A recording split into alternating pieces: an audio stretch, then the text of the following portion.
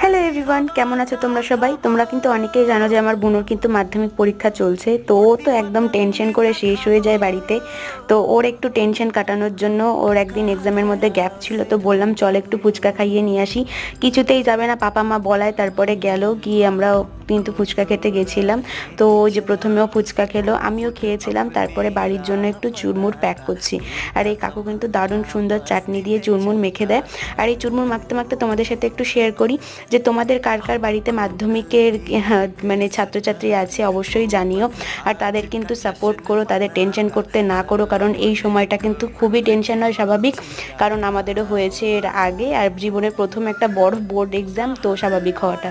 তারপর চুরমুর নিয়ে আসলাম বাড়িতে, বুনু খেতে খেতে পড়ছিল, আর এদিকে আমিও একটু চুরমুর খেয়ে নিই। আর চুরমুরটা কিন্তু সত্যি দুর্দান্ত হয়েছিল। তো তোমাদের ভিডিওটা ভালো লাগলে সাবস্ক্রাইব করো। আমি এখন চুরমুর খাই, তোমরা লাইক করে দিও। Tata, bye bye.